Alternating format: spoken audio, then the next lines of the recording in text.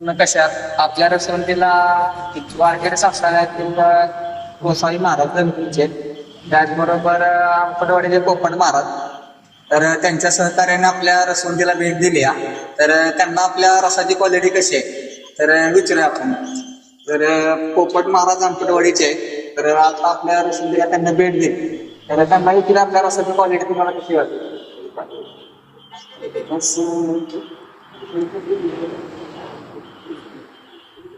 आणि समाधान वाटतं. त्याला स्वच्छता, साफसफाई, काळजी, इतर खाण्याला बघतो मासे वगैरे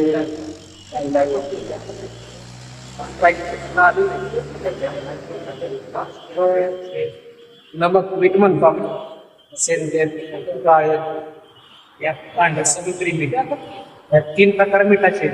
त्यातलं आपलं शुद्ध जे काळं मीठ आहे, ते काळं मीठ सुद्धा इथं आम्हाला आयुर्वेदिक बघायला मिळालं, त्याचा आस्वाद साधायला मिळाला आणि अतिशय छान वाटलं. हे रस 1 नंबर आम्हाला. दादा महाराज लग्नीचे आहे, त्यांना ते श्रेय मानून म्हणतात की आपल्या रसाची क्वालिटी कशी वाटते.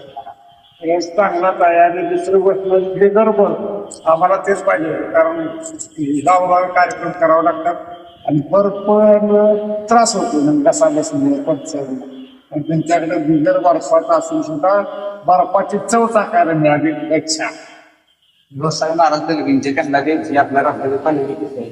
रसाची क्वालिटी अतिशय चांगली आहे, एकदम गोड रस आहे. स्वच्छता वगैरे समजा बाजूने पाहिलं तर अतिशय चालू आहे.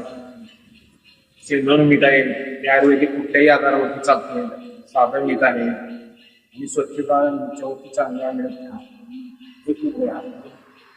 बस अतिशय सुंदर आहे. पटवाद महाराजांचं नाव चैतन्य महाराजांना विचारूया आपल्या रसाची क्वालिटी कशी वाटते. एकच म्हणणार आहे, एकच सांगेल की दुसरं कोणतं पिण्यापेक्षा रस प्यायला कधी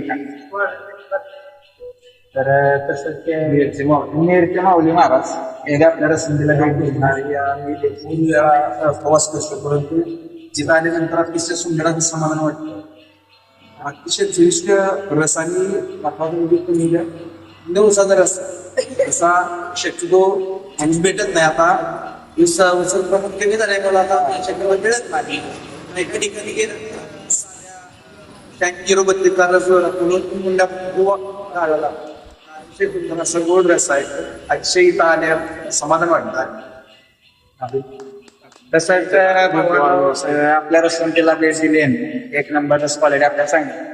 जर तुम्ही कधी फलटण कुशेगाव रोडला आला तर डिस्काउंटमध्ये आपले डिस्काउंट आहे, तर अवश्य रसवंतीला भेट द्या.